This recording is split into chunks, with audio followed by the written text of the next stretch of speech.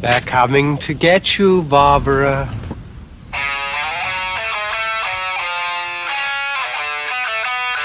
What an excellent day for an exorcism.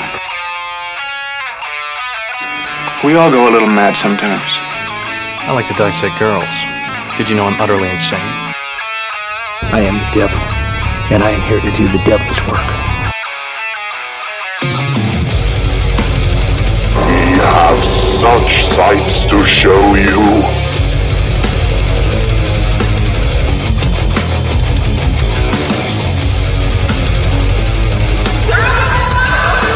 Who's laughing now?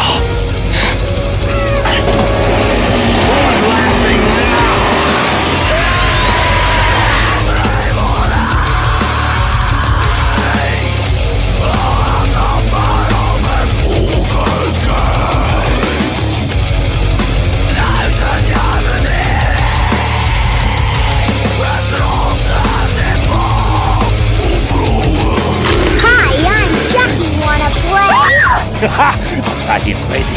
I'll kill you all. I'll be the nightmare you ever had. I am your worst dream come true. I'm everything you ever were afraid of.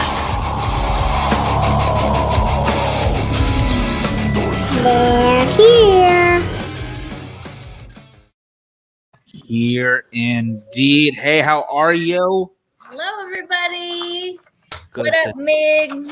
Good to see you. Hey, Timothy, how you doing? Bro, Tim, you messaged me earlier, and it was just a jumblings of letter. Like, you are alive. Yes, no one has abducted you. I want to make sure you're good to go. All right, good. Other than that, thank you for bearing with us, guys. It's my fault we were so late. There was a birthday party to go to. And, hey, no, nothing to be sorry about. I was gone last week, so I think. Yeah, someone got another year more gorgeous though. Happy late birthday. How was your party though? It was fun. I'm sad we missed you. It was great though. Yeah, I made lasagna rolls. So delicious. Basically, I don't think I'll ever make lasagna the same way ever again. Nice. It's lasagna, but just literally slapped on like the noodle and rolled up with like shit ton of cheese on top. So good. Wow. Delicious. Oh, that sounds no, wonderful. and it had prosciutto in it, it had spinach, and it was so good. I'm talking my language. I did. I really did. Last weekend, I had to do 3 events in 2 days. Man, yeah, I know. How did the cigar thing go? How was it? Everything went well, but you know what? It could have went better if I would have done a spell beforehand with my not yet made Nganga, which we are going to go in today, guys, because this right here in my hand, not this one in particular, but any cigar can be used for magical black magic rituals. Because it is plant-based. It is, and it is natural. It's earth and stick-based, which is, we're going to get into a religion that uses a lot of sticks today. It's going to be very interesting. It is quite strange when you're not familiar. It is absolutely, and no worries, Tim. I was just giving you a hard time. It's all good. Sometimes that happens. But I'm glad the cigars arrived. Though. Good. What do you call it? Yeah, there's a lot to dive into this. Like, we'll just tell you the name. It's in the thing, but this is not just a serial killer. It's not just a cult. It's not just a drug cartel. It's not just Cubans or Mexicans. It's all of that in one, because it's a crazy ass story. Thank God that you brought it up, Aldolfo Constanzo. Oh, let me say this. I'm practicing my Spanish since I am half Cuban. Adolfo de Jesus Constanzo. That was solid. And I have to say with a little lisp because that's kind of how my dad talks. And I have the gap tooth, so. Hey, it plays. It all plays. It sounded perfect. Oh my God. Yeah, this is some crazy shit, y'all. Oh my God. And it happened across from Texas. The Texas authorities were also involved in this. Yeah. So, holy very shit. close to Brownsville, right? That is not racist, by the way. Anybody out there? That's the real name of the town. We didn't call it that. That's just already named. Yeah. So this guy, Adolfo, let me just get into a little bit of backstory about him. He was born November 1st, 1962, to a 15-year-old mother, Delia Aurora Gonzalez. She was a Cuban immigrant, and she gave birth to him in Miami. And she, had baptized her son, Adolfo, as Catholic, but they often took trips to Haiti. They moved to San Juan and Puerto Rico, and then they eventually came back to Miami in 1972 when he was a teenager. She was married, I don't know how, so far, I think she was married twice, as far as I know, but he did have other siblings that I couldn't really find a lot of information on. The extended family, we're not really going to go into much because they're not really important until like the later on. Right. But he did have family. Yeah, but she was very important to him. He came in contact with his mother until his death, basically. Right. There was no strain. It's not like other serial killers are like, oh, mommy made me do this. Although she was definitely a role in how he became the way he was. Definitely. Yeah. She got him into the practice because at first it was, as from what I read, they went to Haiti to practice voodoo, which is like the cousin of this religion, Palo Mayombe. Yes. Yeah. That comes from the Congo, actually. A religion brought in from an African tribe in the Congo, the Congolese, starting by, I believe it was called Payambe. The name first started out, and then as it progressed from them being taken from Africa to Cuba and being forced to kind of have, I think it was Catholic, not just Christian, but specifically Catholic, Catholic domination over their life. They had to kind of hide their religion. So it slowly morphed into something they could hide and still practice. Kind of like in Brazil when they did Brazilian martial arts. They hid it, but they still practiced. And it turned into Palo Mayombe over years and generations. Yeah. Yeah. So Palo Mayombe is not Santeria. It's a lot of people like to say that it's Santeria's evil twin because it does involve human sacrifices. I don't know if it always did, but yeah, it was kind of it was, like you said, it was brought to Cuba from the Congolese slaves during the Spanish slave trade, which I'm sorry, my ancestry is Spanish. I'm sorry. We didn't. I wasn't there. We didn't do it. Everybody out there has evil behind them. It's not your fault. I know. Everyone got mad. Finding out that your ancestors are garbage. Everyone got dirty hands. Don't worry. Right. But yeah, it spread actually to the Caribbean, to the Dominican Republic, to Colombia and Venezuela. And so, at first I'm guessing it started off with animal sacrifices, right? I don't know about everybody else, but I know at first with him, it started with animal sacrifices. Yeah. Well, from what I heard though, like when he went into his stuff, it's actually not common practice amongst the religion to use human beings. It's too much power. It's too chaotic. It's too dark. So a lot of the times animal sacrifices are very normal because it's not always supposed to be. Santeria too. They use like chickens mostly and goats. 100%. And again, this is just I don't want to make it sound like it's some kind of weird taboo thing because it's not like I know religions did this beforehand. Like right. So I do want to say that white people, after all of this came out, you know, the white American news was trying to put out that it was some like evil satanic religion and all this stuff. And I'm like, that's not true. This guy was crazy. This isn't the normal practice of like, you know, it's just, it's sad, of course. It's always those damn white people. True. Yeah, it went into the whole satanic panic thing that was happening around the same time.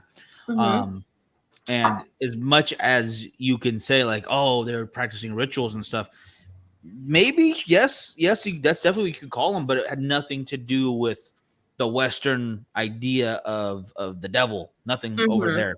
It was different spirits. It was different trickster gods and whatnot. And his in particular, oh my goodness, what was the name of the one that he worshipped? I don't know. Pari Mpembe.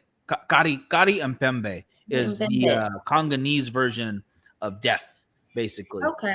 And that's what we're kind of hopping over a little bit here, but that's what he created his Nganga to kind of represent and to be a part of. I like to give a little like build up and stuff and kind of give like kind of a more information on the religion though, because if we just get straight into it, then people are going to be kind of confused. It doesn't make any sense. Yeah. This isn't something that you just research for no reason. Like, I like it. I enjoy it. I'm going to make me an Nganga. I don't know what you're talking about. Okay, so in Nganga, really quick before we get into like the rest of his little backstory and all this stuff, it's a cauldron that you put like bones and sticks and other things. Like, for example, if you're doing a spell and you want more strength, you use the muscles of the animal and put it into the cauldron. Like if you want more knowledge or brains, whatever, then you put basically the appropriate body part for what you want your outcome to be is what you use. And that's similar in a lot of religions, actually. Like a lot of, symbolism and stuff is universal. Oh, yeah, definitely. And sorry, that image is so small. What do you call it? I know it works, it plays. If you can see right there too, guys, there are a lot of sticks sticking into it. There's actually 28 sticks in every Nganga. They represent the connection to Earth. Because I believe it's either the original name, the Mayambe, or Payambe, if it's pronounced correctly, I think. Literally translate to stick, because they believe the energy that you're trying to connect with can pass through those. So you have to put them in order to kind of work as almost an antenna for the Nganga to kind of get its strength. And so you can literally hold on to them and physically interact with what you're trying to do. Which makes total sense because, I mean, we're all connected to the earth. And that's one way to, like, grounding for witches, and Wiccans is when you put your feet to the ground and you just absorb what you need from the earth. It's like similar. Very true. Trees are living things. Sticks were at one point, if they're not dried out, or living things, So it makes sense. Yeah, and as you can see, this one has what looks like a skull in the center right there. Not all of these altars have to have human body parts. Right. But, this is just this psycho. Yeah, this is a different version. And from what I understand, there's supposed to be a metal pot, so you can offer other things, like you can burn your incense. You can. I think iron. Smoke. Iron. Yeah. Oh, thank you. Iron. Yes. Iron. It's the same. Like pretty much. Hold on. Let me show you. This. I'll make you bigger. This cauldron. This is a cast iron cauldron. So this is basically like a tiny little Nganga. That's true. But for Wiccans, like this was used by many religions and cultures use things like this. This one just happens to have the little pentacle in the front. And if you are, like a DIY, wizard, if you will, and you go the chaos magic, I have myself here a solid aluminum ashtray, and this should be where I put stuff. Honestly, by the end of it, it's all intent. That's what it focused on. The intent of what you're doing. Exactly. That's exactly correct. Okay. So, all right. Adolfo, his mother was remarried after his first stepfather dies. And then with this new stepfather, they all eventually get busted for like theft and vandalism and robbery and all kinds of stuff, because his new stepfather is a drug dealer. Yeah. So he actually just started hanging with the wrong people. His mom married a not so good dude, and they were arrested multiple times, actually. So the crime started when this new guy comes in, ruining everything. Early in his life, like what was he? He was like 5'6", right? When the new guy came along, he was pretty young.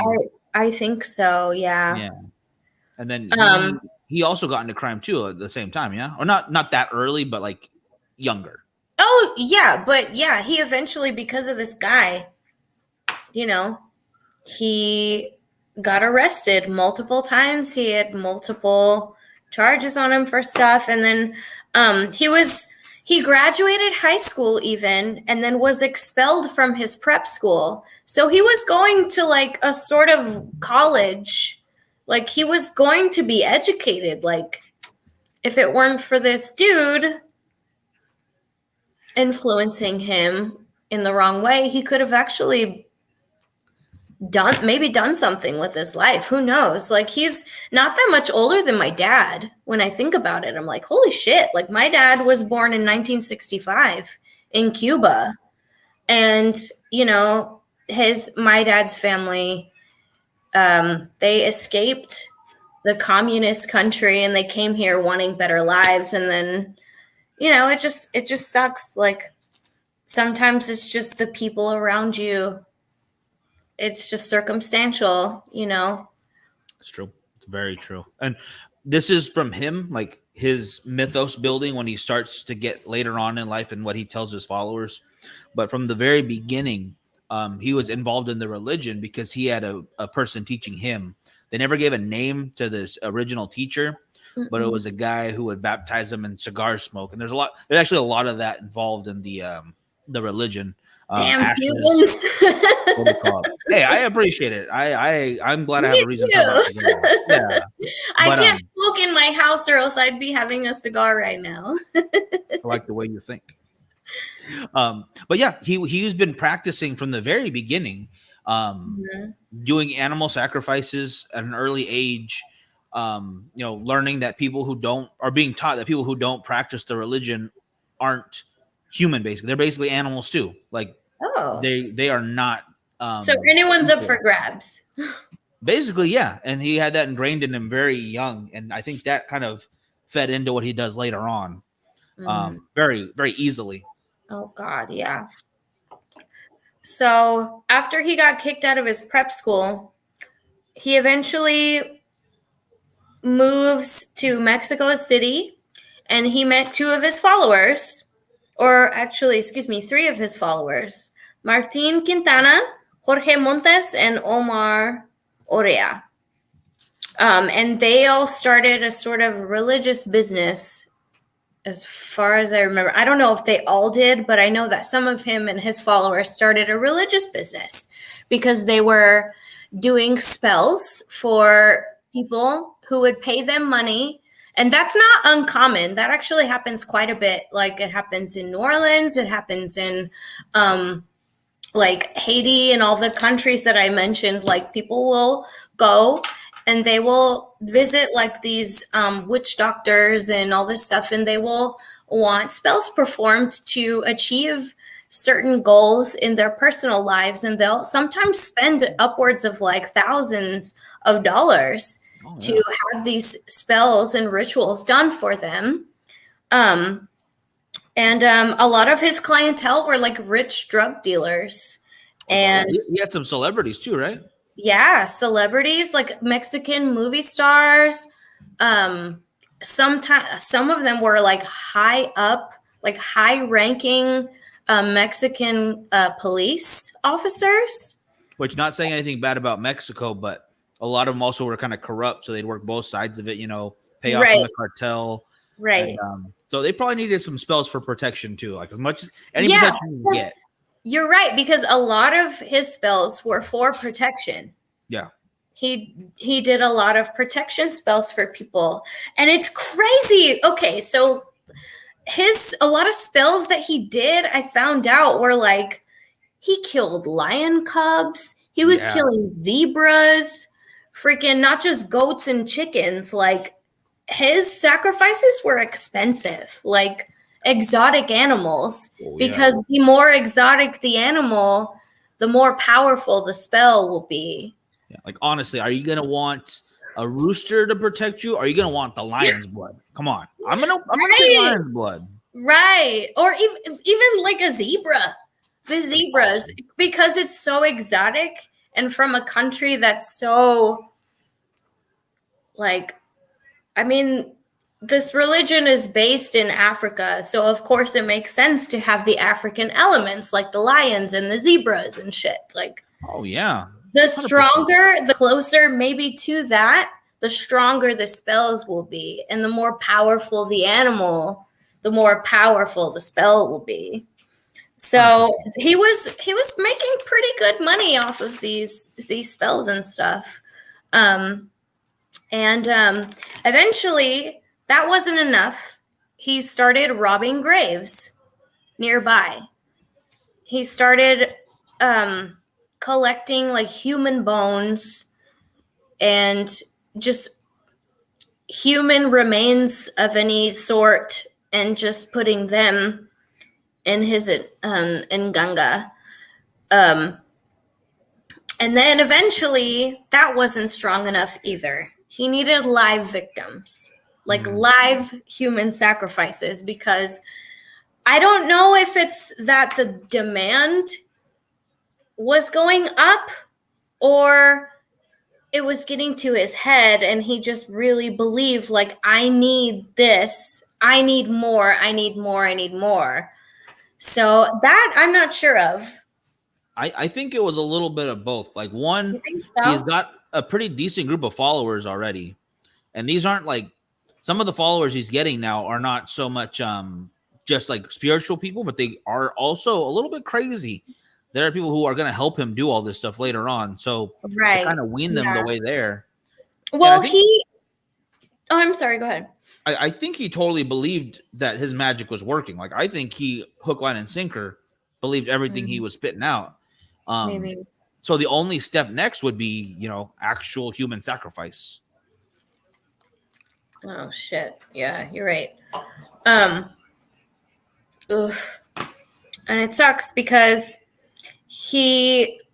from what I read, unfortunately, these people's stories were not like publicized that much because they're in Mexico.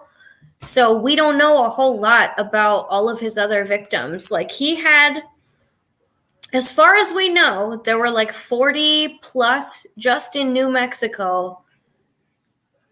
And then who knows where else? That's what we know of, honestly. Yeah. That's just what we know. Yeah. We don't know because we're American. We're not going to hear all of the stuff that goes on in other countries. And plus, if the cartels were involved, which they were, a lot of people may not ever be found. No. We don't know. What do you call it? Yeah, there's a healthy mix between. Yeah, I need a shot for that one. There's a healthy mix between, organized crime and corrupt officials. Right. Certain people are just going to disappear with no problem, unfortunately, which is crazy to think, but it's the reality of the situation, and he took full advantage of that.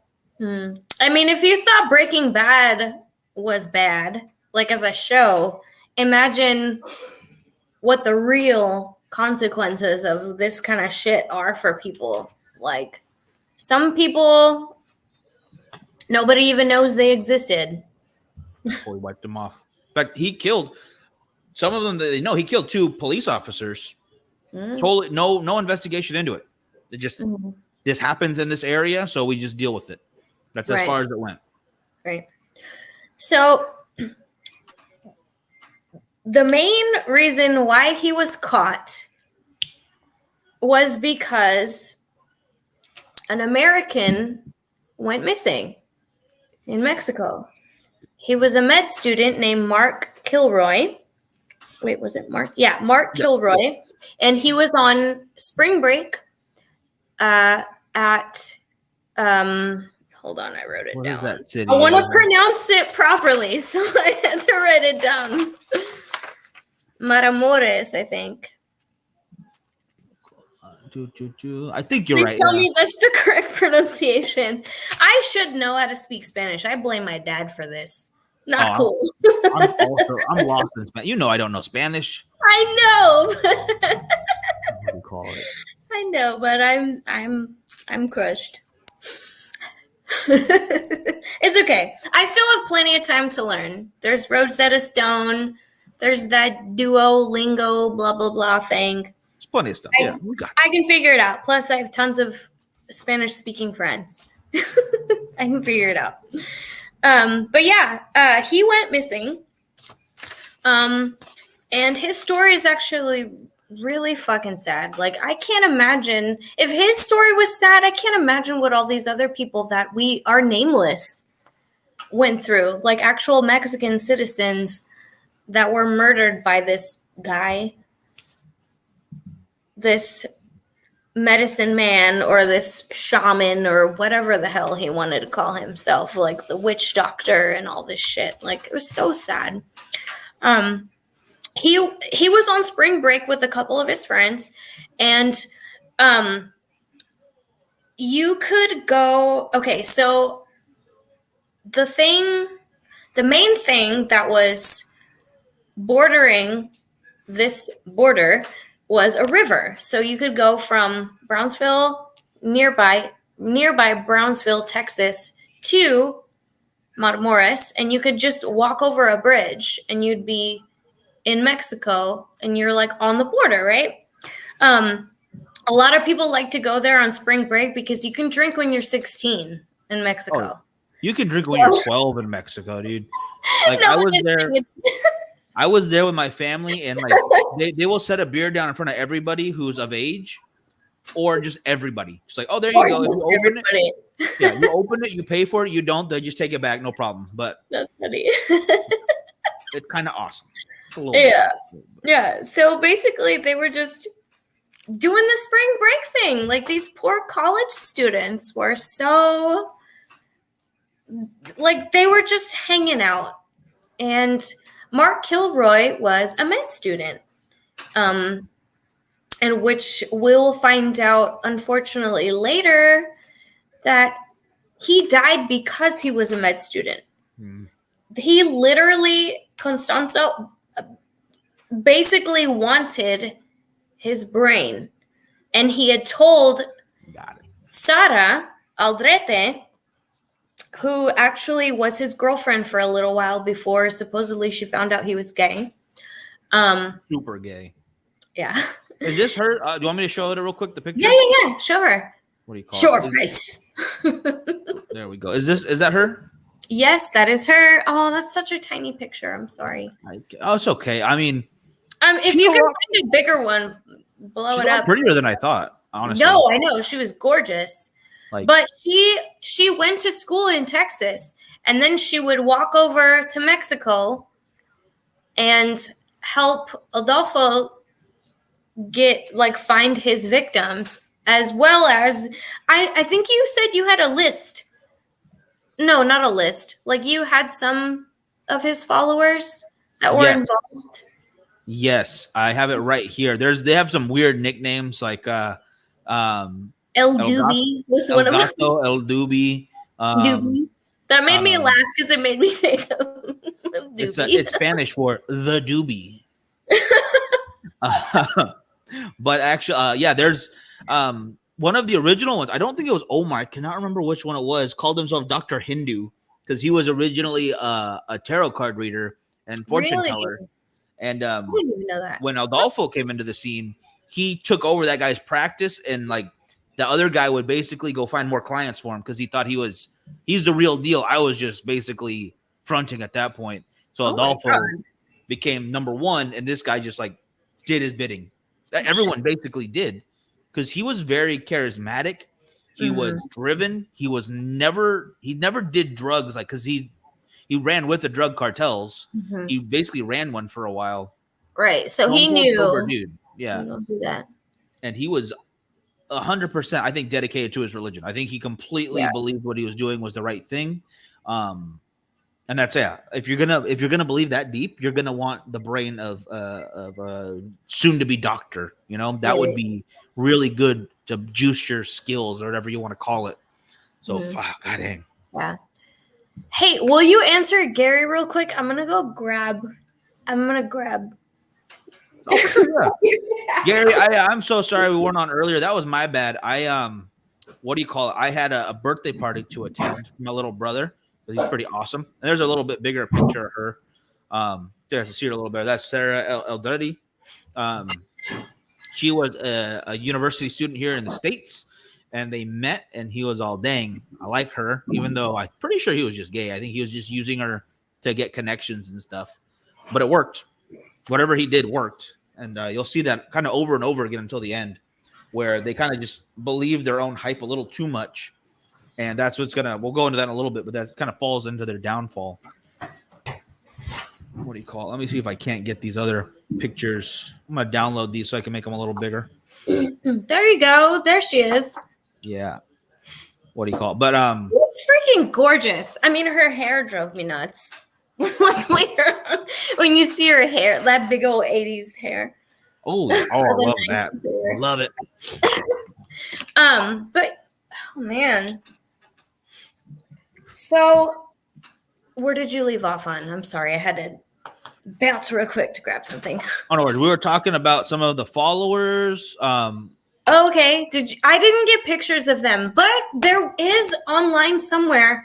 There's a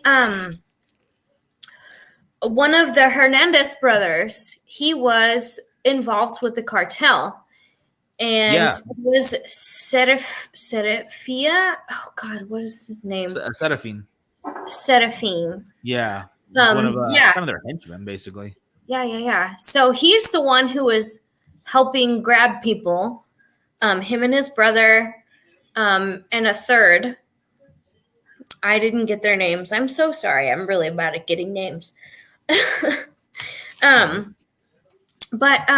Okay, so I guess this guy went missing. This kid went missing, unfortunately.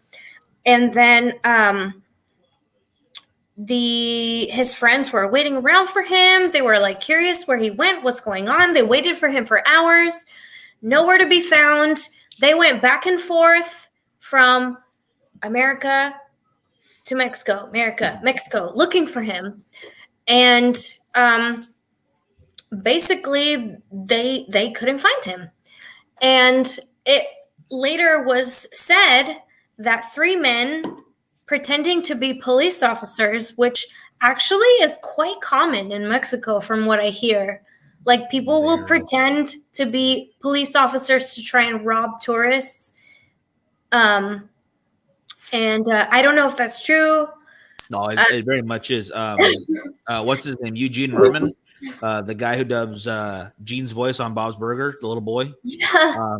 He was at a concert in Mexico, and him and a friend. Oh God, what the hell's his name? The guy who wrote "Everybody Hurts" that song. They were walking back to their hotel, and they got robbed. Oh, he did a joke about it. Yeah, they did a full joke, right, on his stand-up. Yeah. But okay, so yeah, that shit happens. I don't know how often. I don't, want to speak on that because I don't know.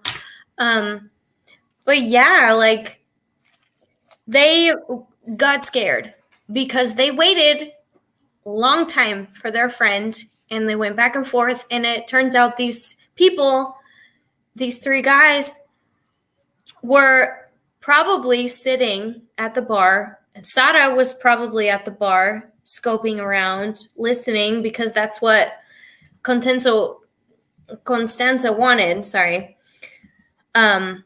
He wanted somebody with a studying medicine. He specifically told them, like, go find someone who is studying medicine. He wanted someone who was using their brain for that. And he literally wanted that brain for his ganga. So they found him, pretended to be police, put him in their car after he went off to go use the bathroom. He just wanted to fucking pee. And they got him, and he tried to run away. And when they told him to freeze, as a law-abiding citizen himself in the States, he was just a kid. Like, when you think college, like, college kids are probably from like 18 to 24, right? Don't have a lot of life experience yet. Yeah, like they're maybe even younger than that, depending on where you go to college and what you're doing for college or whatever. Like, you're young. There's no way that you fucking have a lot of, like you said, life experience. And he was a law-abiding kid. He was just going to medical school. He didn't do drugs. He didn't do, he was drinking with his friends, but that's like spring break, whatever. Spring break for sure. And they took advantage of that. They were wearing these cop costumes. And as soon as he ran, they told him to freeze. So he stopped. And they took him up to this ranch. We'll get into the ranch. Oh, God. To the ranch. Oof. Yeah. To the ranch. Dr. Phil, to the ranch. We'll have to do an episode on that, too, by the way. That would be a good one. Yeah. Oh, my God. Yeah. So,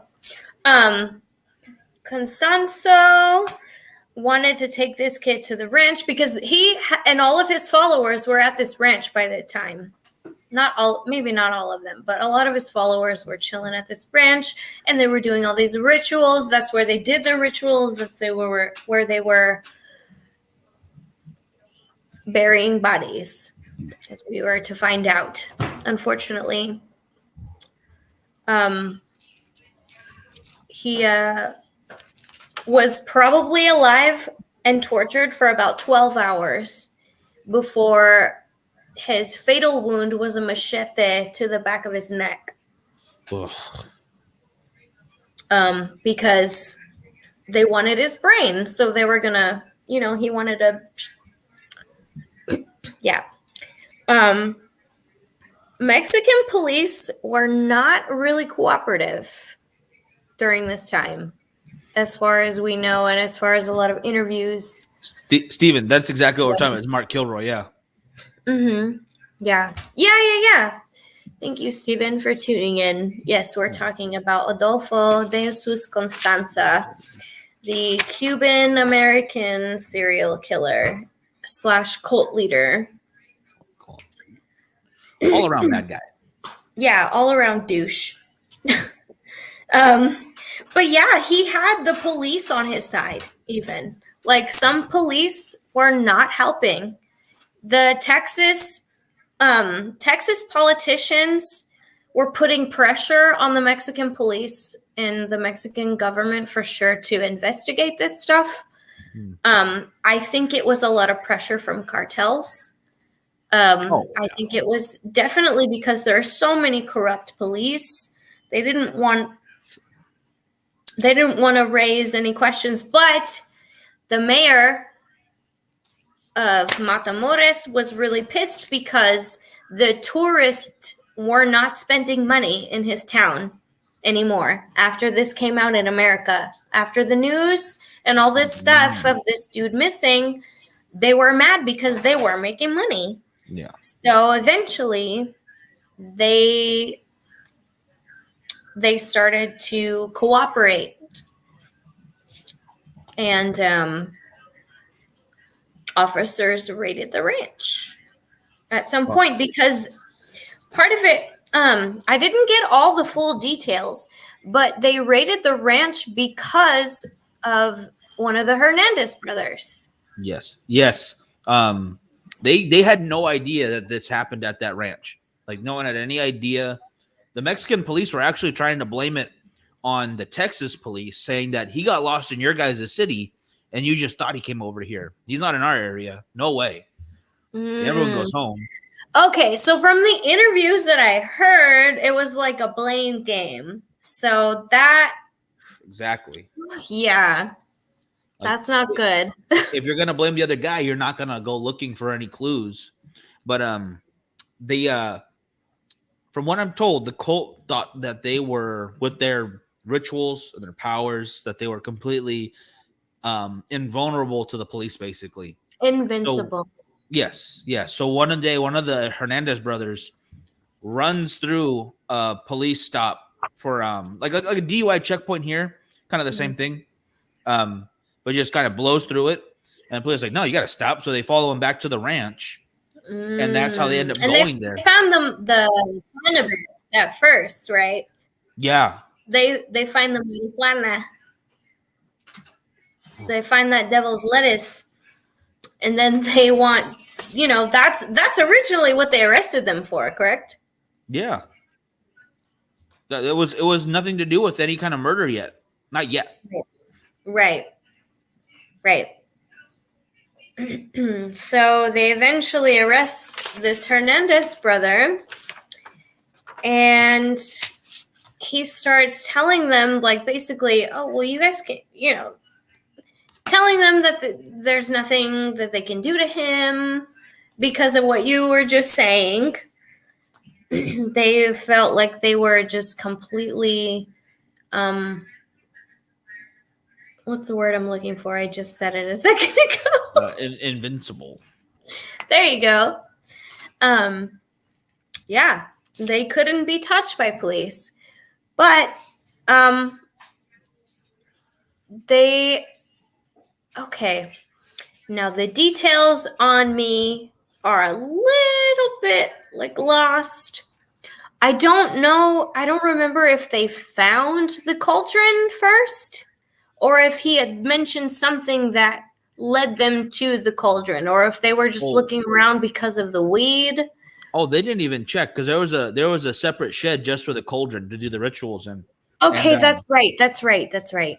So in Mexico, I guess, in a lot of areas where the federales kind of like do police actual work, not just corruption, but they will do this thing where it's called moral pressure. That's the name of a tactic, and they mix up seltzer water and cayenne like pepper, or like spicy pepper, like liquid. Bring it on. And they will shove it into the person's nose to simulate drowning. Never mind. Yeah. I take it back. So they waterboard you with peppers, with like pepper spray, basically. So they're legally allowed to torture you. Basically, yeah. Like, you know what? We're gonna get answers out of you one way or another. Hey, it's another country. I don't live there. That's cool. What do you call it? Hey, yeah. I'm not gonna break any laws over there. So do what you got to do. I'm fine. But I believe it was Serafin who ended up cracking and telling him, "Oh yeah, the stuff we did is in this. It's in the shed." Okay, that's right. And the gardener, one of the caretakers for the ranch, remembered seeing Mark Kilroy there. And he's like, yeah, I gave that guy some food, but he was all tied up and like, he was just an innocent bystander because he there's no way he could have like stopped them. Yeah, like, that's right. Like he was just like, they were like, how do you know this guy? Because they showed him a picture, right? They showed him a picture and they're like, how do you know this guy? He's like, oh, well, I fed him. I gave him water. Like, that's what I do. I'm pretty sure he did. He's going to be a skeleton.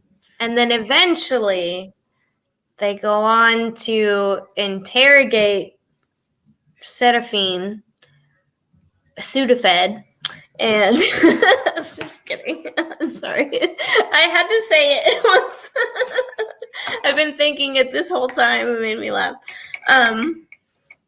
They interrogate him, and then he's like, oh yeah, well, he takes them to the places around where all the bodies are buried. Yeah, which is super easy to see because in some cases they would tie a wire hanger to the spine so they could pull it up later to use it as a necklace. Just the spine. Yeah. That's what Constanzo wanted. He wanted to just, oh God. And that's what he did to poor Mark's buddy.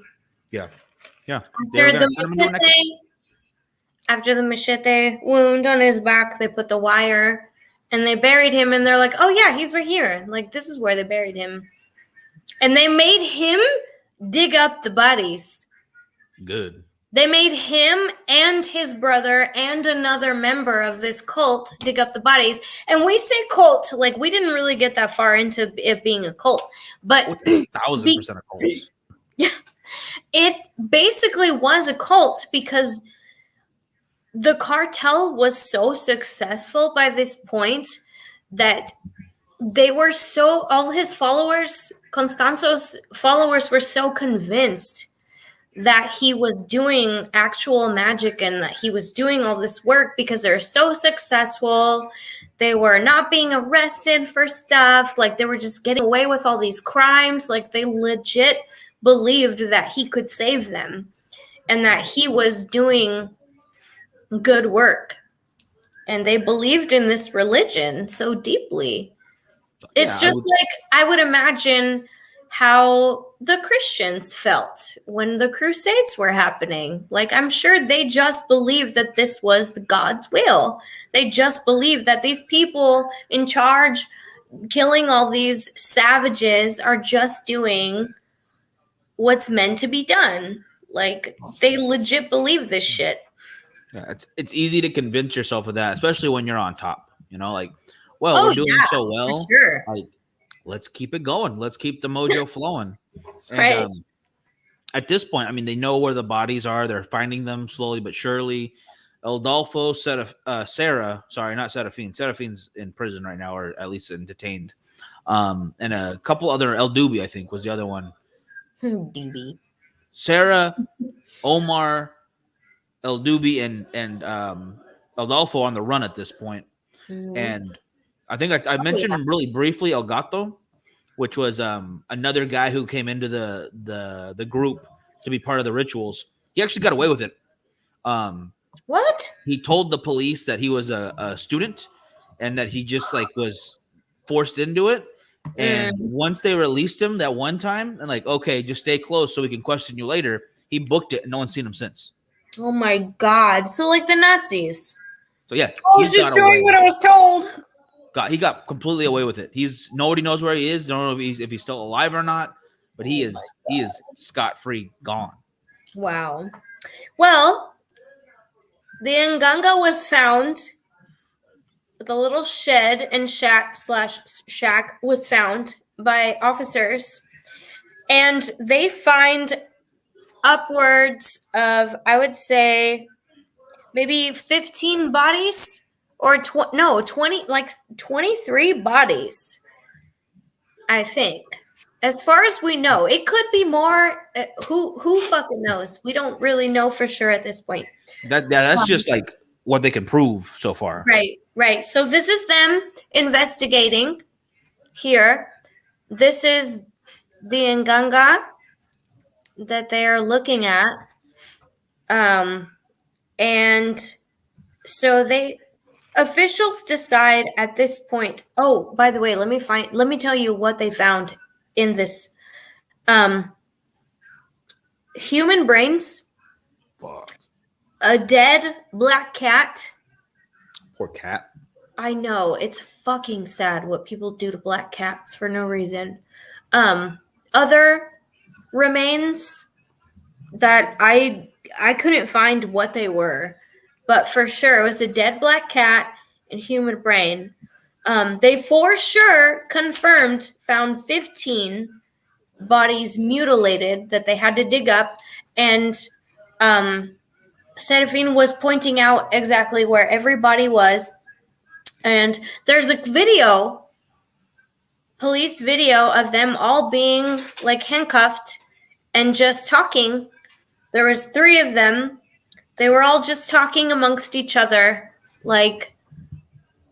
the police were asking them questions. Okay, so where was this person buried? Oh, like, or who did this to them? Like, oh, he did. Whatever. Like, Totally fine with it. Nonchalant, not even worried. Like, what it reminds me of? When the Manson girls were caught. Because they were just laughing and having a good time. They didn't care.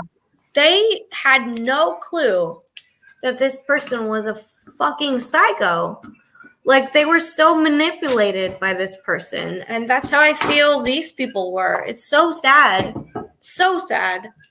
Because they were just doing what they thought was like, they were just following a religion. Like, they didn't think there was anything evil about it. They just saw the success of it and saw the power that this person had and just wanted to either emulate or make them happy, or I don't know what it was. Eventually, Constanzo fled to Mexico City with 4 people, or was it 4 people? Yeah, because it was Omar, it was El Dubi, and it was Sarah. Yeah. Right. So they flee, and the Mexican government knew exactly what to do to get him because he was so invested in this religion. They were like, you know what? We're going to burn his enganga. We're going to burn it. We're going to burn his shack.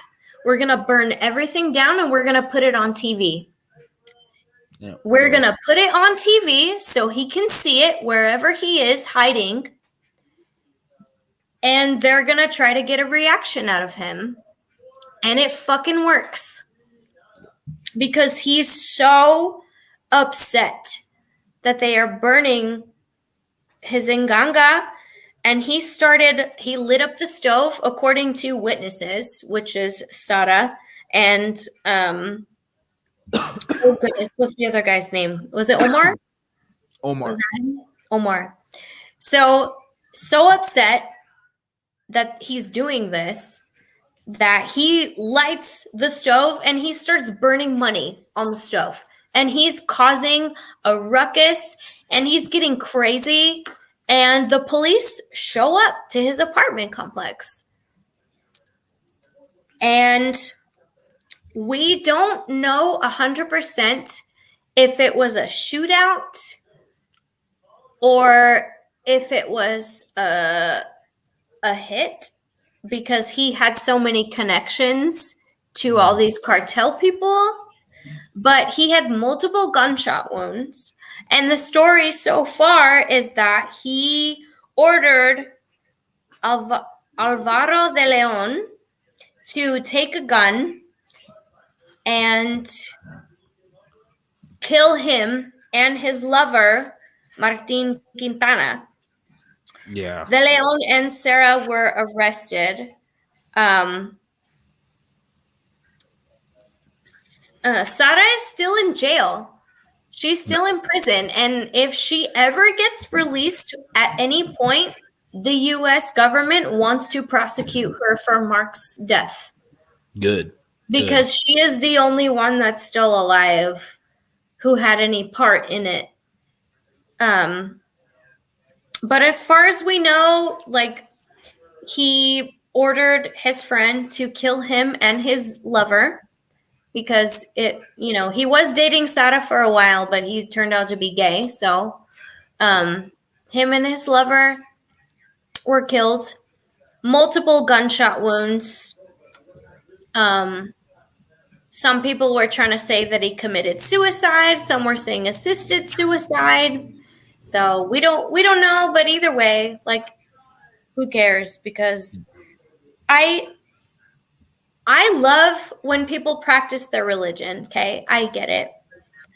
But when they start to use their religion to abuse people is when I have a huge fucking problem with that. Oh, Christians, yeah. Muslims, fucking whatever this shit is, the fucking Palo Mayombe, like Santeria, whatever it is, I am not okay with people abusing other people just to get what they want from somebody and just to try to gain for themselves from other people. It's not right. And I'm glad that this motherfucker died. I hope it was painful. Unfortunately, it probably wasn't, but I hope it was. Oh, not compared to what he did to other people. Yeah. I know. The there was a torture. Literal torture. Yeah. They described some of the deaths to some of the rituals, and they would start with cutting off fingers and toes, work on the arms before they went to the head or the neck, so they would feel it, because they wanted as much energy to come out of them as possible. Right. And it's dark. It's supposed to be dark. They were looking for evil intent. So to get someone to suffer would be the best way to do that. And that's just crazy to me. Right. I and Jane just messaged us. I'm sorry to interrupt, but she said she fell asleep. I just saw that too. Yeah. She was supposed to be on the show tonight with us, and she fell asleep. I'm put a laugh face at that. I can't believe. Hey, you know what? To be honest, we did start later, so I mean, I appreciate y'all sticking with us for this. Though, yeah. I am going to build myself again, since we're coming towards the end. I'm going to build myself an Nganga, but there will be no sacrificing of living things. You know what? I would like to build myself one as well, just because it has a like. Then again, you know what's crazy? Like, I am unfamiliar with what is appropriation in my culture because I'm also Cuban. So no, I don't think any religion that has to do with Afro-Cubans, like, am I not allowed to practice that stuff? Like, is it a closed practice? Like, I don't know. Like, I don't know. It's interesting. I think you should be allowed to, because religion shouldn't be. It's not appropriation if it's religion; it's practice. You know, right? But at the same time, like, I would, you know, just because I'm just because I have like Native American blood doesn't mean that it would probably be okay for me to wear like a headdress or some shit. You know what I'm saying? Like, who knows? Like, what are the rules for shit like that? I don't know. I'm curious, and I'm gonna find out. But in the meantime, I will tell you that there were 40 plus bodies found in Mexico City associated with Alfonso, and 23 maybe plus bodies found in Matamoros. A lot of bodies. Yeah. So that's like 60 plus. I mean, that's probably more. Oh my God. There was somebody who was doing an interview who was talking about how he would, this might have been part of the 40 plus, but take children, a little boy. They abducted this little boy because somebody wanted the power of youth, right? So they took this little boy and they tried to slit his throat and take his blood. But because he was crying, they couldn't use him for the ritual, but they killed him anyway, tossed him aside, and chose another boy riding by on his motorcycle, or not motorcycle, on his bicycle. And they used him instead because he didn't cry during the ritual. They actually, and that I remember that one because he was like 14 or something. The next kid they picked, that turned out to be one. I forget which of the Hernandez brothers had to do it because he made him do the ritual. It was his cousin. It was his younger cousin. Family. Like it was completely happenstance. Like they don't know for sure if they picked it on purpose, but before he like looked at the kid to, you know, because he just wanted to get it over with kind of thing. Like, I'm going to do the ritual. I'm going to do what I'm told to do here. You know, it's my turn to be in this religion too, to be fully in. And before he looked, he just swung, he did his thing, and it was his cousin. That's so sad. It's ridiculous. Oh my crazy. God. Well, shit. Thank you guys for watching. Yeah, I hope you enjoyed that. We got to go more into I think we should do a whole episode. If you enjoyed that, you're sick. we're gonna have to do a whole episode to actually build one. I think that would be impressive, a good one. You know what? I would love to. I would love to build. Just obviously, I would not use real animal parts unless it's things that we actually are going to eat. No cats. No cats. No human parts. I fully nothing that was alive. I'm gonna do other kind of. There's supposed to be offerings to your Nganga. Have you heard the term a tulpa? No. A tulpa is basically an imaginary thing that becomes alive because you put enough energy and willpower into it. Oh, nice. So an Nganga is like a physical tulpa. It's like a thing you create that becomes a living object. So you have to give it, stuff in order to make it do what you want. So that's why they have like the cigar smoke is supposed to like offerings to the being. They put coins in it. They'll put like rum. A lot of times it's like rum, stuff like that. So you don't have to use animals or human at all. You can use other stuff as offering. That's cool. So that's what I'd be at. No blood. Dope. All right, guys. Well, if you want to see that, comment down below, please. Also, please tune in on Tuesdays for Arizona Girls Gore and Gin. We're still waiting on Las Vegas Girls Gore and Gin. That might be coming soon. Just talk to them. Yeah, it's looking hopefully after Thanksgiving. Okay, cool. So maybe as late as January, we'll find out. That's pretty dope. I'm excited. Instagram is kind of on a hold right now because we're waiting to get all these new girls up to speed and get all of their photo shoots ready and all this stuff. So Instagram will definitely be popping 2022 for sure. Oh, yeah. Yeah, for sure. I'm excited for Texas Frightmare coming up in April. I can't wait. I bought my tickets. Boom. I love it. And Steven, no, we haven't yet. I'll look into that, though. We'll have to cover that soon. What, with the Houston, Pasadena? Okay. We'll do that. Yeah. I'm pretty stoked. Oh, yeah. I'm pretty stoked for everything that's going to happen in 2022. I know we still have a couple months before that happens, or the rest of this month and next month, but stay tuned, y'all, for stuff happening with Instagram. We're just letting all the girls get adjusted to doing the show. Yeah. And me doing promos and shit. So I'm so excited. Thanks for tuning in to this episode. I hope that you guys had fun. Please like and share and subscribe. Please do. It helps a lot. Facebook kind of sucks sometimes, so it would be best if everybody could subscribe to our YouTube channel. It helps a Mostly for now. Just for now until we find out what's going on with YouTube and the meta shit. Oh, God. Yeah. So bear with us as we work through that too. But yeah, we're gonna find out what's going on. Yeah, we'll be here Thursday no matter what, guys. Don't worry. Unless we say we won't be. In that case, yeah. Then you can get mad at me. Yeah. But yeah. Thank you guys for watching. Tune in again Tuesdays, Wednesdays, and thank you. Thursdays. Yeah. Bye guys.